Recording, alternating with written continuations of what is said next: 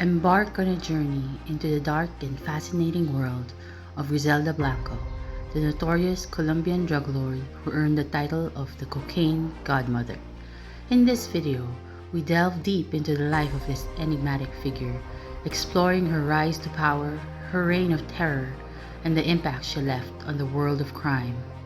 From her humble beginnings in Colombia to her eventual rise as one of the most powerful drug lords in history, Griselda Blanco's story is one of ambition, determination, and ruthlessness. Join us as we unravel the complex web of her life and gain a better understanding of the woman behind the myth. Griselda Blanco was born in the shanty towns of Colombia to an alcoholic, abusive mother on February 15, 1943. Growing up in poverty, Blanco entered into a life of crime from a young age. She was often beaten and endured years of sexual assault at the hands of her mother's clients. The physical abuse at home forced her out of Cartagena and onto the streets of Medellin, where she survived as a pickpocket, prostitute, and gravedigger. When she was 11, Blanco and a group of children supposedly ventured from their hillside ghetto to the more affluent flatlands of Medellin, where they kidnapped a 10-year-old boy from a wealthy family for ransom. They were unsuccessful, and rather than releasing the boy, Griselda chose to shoot him in the head. At 13, Blanco got her first taste of turning crime into big business when she met and later married Carlos Trujillo, a client of hers. Trujillo was a master forger of immigration papers, as well as a coyote. Griselda learned the basics of operating a criminal enterprise by observing how Trujillo ran his businesses. The couple had 3 sons together, but the marriage didn't last. Griselda reportedly had Trujillo killed in the 1970s over a business dispute.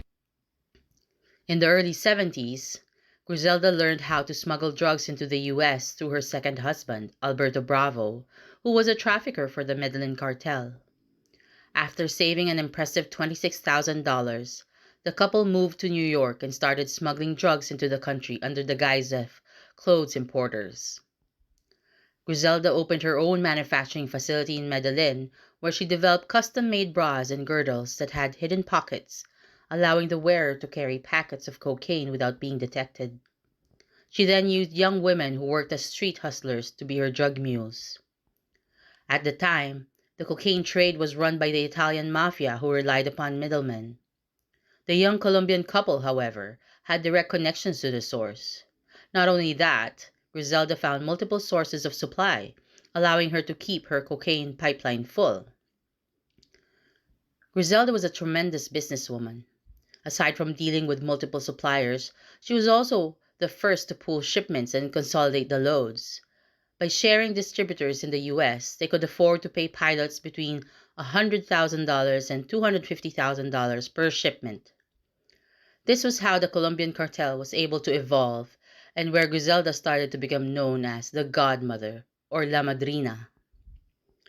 By the mid-70s, Griselda's pilots were flying mass quantities of cocaine directly from Colombia, enabling her to earn millions of dollars a month.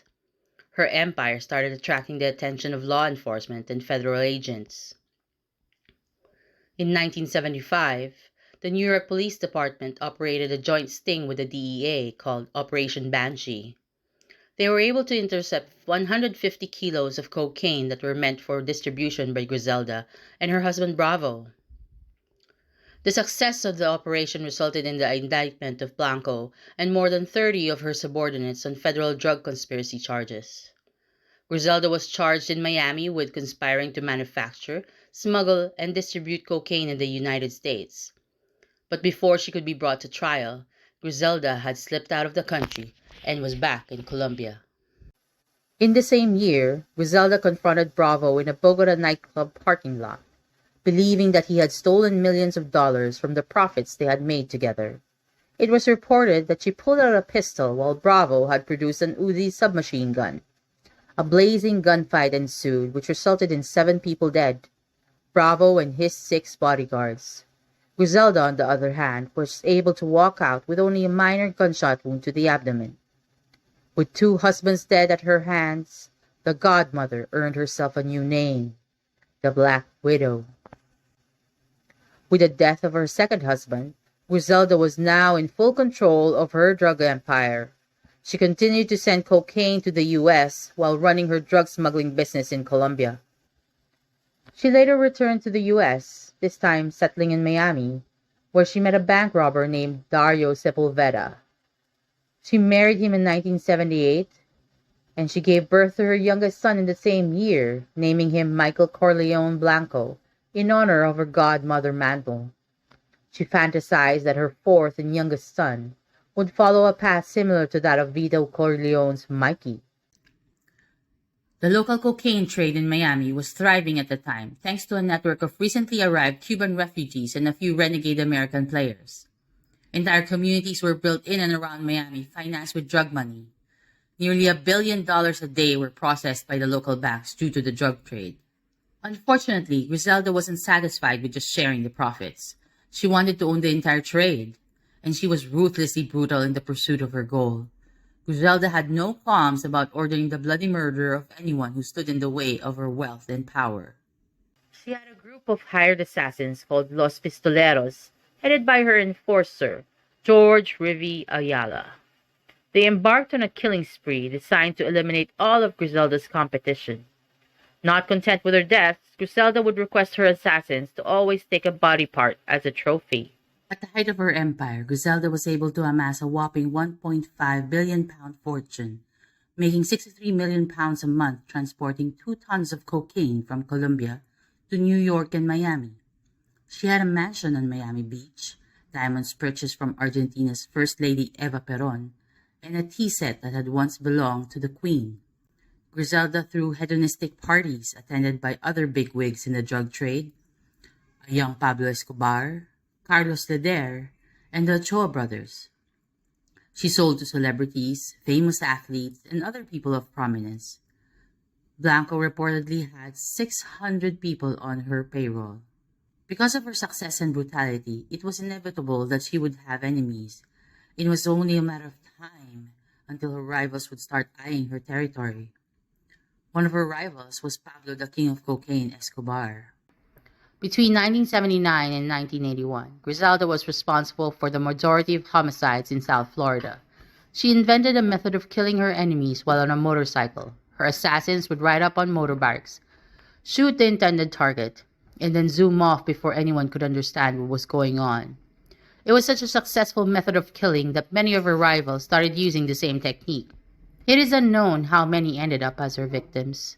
While she was only convicted of 3 murders, her potential body count ranged between 40 and 240 people. One of the murders that the authorities were able to link to her was a 1979 drug rival shooting in a Miami liquor store, also known as the Dadeland Mall Massacre. 3 gunmen drove up to the target in a fully equipped war wagon and sprayed 60 shots at a liquor store. The war wagon had its sides covered by quarter-inch steel with gun ports cut into them. The gun ports were covered with one-way plastic. The gunman could look out, but you could not look in. Inside, there were about 20 shotguns, revolvers, and machine guns. The drive-by shooting killed Colombian drug kingpin Herman Jimenez Paneso and his bodyguard and driver Juan Hernandez. It also injured 2 men who were working the counter of the liquor store. It was the first grisly drive-by of its kind, but it was copied by many cartels after Griselda died. Sometime around 1982, Griselda started sampling her own product. She became addicted to bazooka, an unrefined, smokable form of cocaine. Her addiction, coupled with her homicidal tendencies and increased paranoia, made Griselda even bolder and more ruthless towards her enemies. Griselda's reign of terror gave rise to the cocaine cowboys of Florida during the 1980s, cartel soldiers who engaged in their wild broad daylight shootouts. They would even do the unthinkable, targeting women and children as part of Griselda's war against other dealers. On September 15, 1982, aspiring drug lord Luis Papo Mejia is stabbed by Griselda's hitmen 10 times with a bayonet as he leaves the Miami International Airport. Miraculously, he survived. Another man that Griselda had marked for murder was a former cartel enforcer, Jesus Chucho Castro, who had kicked her son out of his house. In retribution, she sent her chief assassin Ayala to kill him.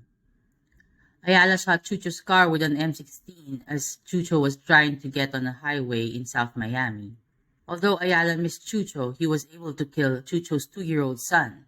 While Griselda was mad that they hadn't completed the hit, she was glad to have gotten even by killing the son. In 1983, Griselda learned that her husband Dario Sepulveda was having an affair with a topless dancer from Fort Lauderdale. She confronted him about this inside the Davie home of Max Mermelstein, a smuggler who acted as point man for the cartel's distribution network. When Dario realized that Michael would not be able to go to school, he took his son to Colombia thinking that his friends in the cartel, including Kingpin Pablo Escobar and the Ochoa brothers, would protect him from Griselda. They didn't. While in a car with Michael in Medellin, they were intercepted by men dressed up as police officers. They asked Dario to get out of the car. Once he was out, they tried to handcuff him. Dario started to run, so the cops opened fire in front of little Michael. The 5-year-old child saw his father die. He screamed and ran over to embrace his father. But it was too late. In the end, Michael was returned to his mother's custody. To further her empire on the West Coast, Griselda needed to establish new connections to the Medellin cartel. So she befriended the niece of a leader in the Ochoa family, Marta Ochoa. Unfortunately for Marta, Griselda had no intention of paying for her shipment of cocaine. Instead, on February 2, 1984, she had Marta tortured and killed. She planned to claim that Marta had stolen both the money and the cocaine. Marta's body was found on a rural southern Florida road. By crossing the cartel, Griselda had placed a target on her and her family's head. A hit was ordered by the Medellin cartel. By 1984, Griselda had amassed millions and built a huge criminal enterprise. But she didn't get to enjoy her success. She spent most of her time holed up in her Miami mansion. She feared the retribution of her enemies for the trail of bodies she had left in her wake. When Alberto Bravo's nephew, Jaime, learned that she was responsible for the death of his uncle, he and 2 gunmen he'd imported from Colombia started waiting for her at the malls where she typically spent time shopping. Griselda was now being hunted by her own family. Other drug kingpins started ordering hits on her as well. Fearing for her life, Griselda moved to California. All throughout this time, Griselda never showed on the DEA's radar. Her name was mentioned, but none of the agents had ever seen her. DEA agent Robert Palombo had been chasing the ghost of Griselda ever since he came across a drug case in New York way back in 1974. It was by sheer luck that Palombo's partner was on duty answering a tip line when a call came in about Griselda's son, Uber Blanco. With the help of a Colombian arrested in Oklahoma who turned informant, Palombo was able to get audio records of Uber talking about taking over his mother's business, moving tremendous amounts of cocaine in Miami as well as on the West Coast. To keep Uber from getting suspicious, the informant moved small amounts of money for the brothers. Out of the blue, the informant gets a call from Griselda herself. The DEA agents had the informant set up a meeting with Griselda in California. They finally had a visual of La Madrina as she entered the Newport Beach Marriott lobby. Through the informant, the DEA laundered money for Griselda. They kept track of her violent orders, and they started peeling back the layers of her massive operation. The case hit a wall, however, when they tried buying drugs from Griselda. She cut off the connection as soon as the informant asked for drugs. So the DEA went after Griselda's sole weakness, her sons. By this time, early 1985, Griselda was lying low in a modest suburban bungalow in Irvine, California. She was living there with her mother Anna and her youngest son Michael Corleone. The DEA used another of her sons, Osvaldo Blanco, to find out where she was. They knew that Osvaldo was a car fanatic and often visited a Beverly Hills dealership. They watched and waited until they saw Osvaldo appear. They had the informant bump into him. Osvaldo and the informant ended up partying all night. From there, the DEA tracked bodyguards back to Griselda's home in Irvine. On February 17, 1985, the DEA watched as Michael, who was 6 years old at the time, walk out of the house with his nanny. Suddenly, Griselda appeared on the porch to give him a kiss. Once Michael and his nanny were on the way to the park, the DEA walked up to the front door and knocked. As they cleared the house, Palombo found Griselda sitting in bed in an upstairs bedroom reading the Bible. Though she had a gun on the nightstand, she didn't reach for it. She also didn't say anything to the investigators. Griselda was held without bail, and the media published the news that the godmother of cocaine was now in jail. Her trial was held in New York in June 1985. It ended with a conviction on counts of conspiracy to manufacture, import into the United States, and distribute cocaine. She was sentenced to 15 years in prison. Her sons were also arrested and charged around the same time. Dixon Trujillo Blanco, 27, was the eldest and a suspected motorcycle hitman. Dixon represented the family in San Francisco, moving 660 pounds of cocaine a month. Arrested in 1985, he was convicted in Miami a year later and sentenced to 10 years in federal prison. Uber Snyder Trujillo Blanco, 25, represented the family in Miami as a distributor of cocaine, moving 440 pounds a month. He was also sentenced to 10 years in federal prison. Osvaldo Trujillo Blanco, 21, worked Los Angeles for the family, moving 1,100 pounds of cocaine a month. He was also arrested in 1985 and sentenced to 10 years in prison. Though most of the family was behind bars, this does not stop Griselda from continuing to run her business. Allegedly, Michael was running things on the outside, following Griselda's orders from her cell in San Francisco. Griselda's son Osvaldo was killed in a hit in Medellin in 1992 while she was still in jail. She enacted revenge by having her son's killers captured, tortured, and killed. Griselda ended up serving 13 years in federal custody before she was handed over to Florida authorities in 1994. There, she was indicted for 3 murders. The main witness for the prosecution was her former hitman, George Ayala. In November 1993, he had pled guilty to being one of the shooters who killed Alfredo and Grisel Lorenzo and a 2-year-old boy, Johnny Castro, the same murders that Griselda was being charged with. Ayala was sentenced to life and agreed to cooperate with the prosecutors. According to Ayala's testimony, Griselda had ordered him to kill drug dealers Alfredo and Grisel Lorenzo, who had failed to pay for 5 kilos of cocaine. They were shot to death in their South Miami home as their 3 children watched television in another room in 1982. Ayala was also the one who had shot a barrage of bullets at Jesus Chucho Castro while he was driving in South Miami-Dade. He missed killing Chucho but had hit the 2-year-old son instead. Although Griselda was awaiting trial for murder, it didn't have much effect on how she ran her empire. She was still able to sell cocaine through her connections. She even had a relationship with Charles Cosby, who became a millionaire after dealing drugs for Griselda while she was incarcerated. The case that had seemed solid at the beginning took an unexpected turn. In 1998, it was discovered that Ayala had begun a phone sex relationship with 2 of the secretaries at the Miami-Dade State Attorney's Office, who also cashed money orders that he sent them. Both secretaries worked in the Major Crimes Division of the State Attorney's Office. Sherry Rosbach worked directly for the Assistant State Attorney Catherine Vogel, the prosecutor in the Blanco case. After investigation, 3 secretaries were fired, while a veteran prosecutor, Michael Band, resigned. As for Ayala, his credibility as a witness was now in question due to the phone sex scandal. With a key witness now useless, there wasn't enough evidence to prosecute Griselda. The prosecutors ended up offering Griselda a deal. She pled guilty to 3 second-degree murder charges and was sentenced to 10 years. Griselda had narrowly escaped the death penalty. In 2004, Griselda was released and deported back to Colombia. Even though she had spent 20 years in prison, it was believed that she still held on to immense wealth. According to her son Michael, she had become a born-again Christian. Her pregnant daughter-in-law stated that Griselda was trying to leave her past life behind and succeed in the field of real estate. Griselda was known to walk freely in the streets without bodyguards or ostentatious displays of wealth. She shopped at the corner Cardizo butcher shop often, and the workers were unaware of their customers' brutal past. The changes she made to her lifestyle didn't mean that she no longer had any enemies.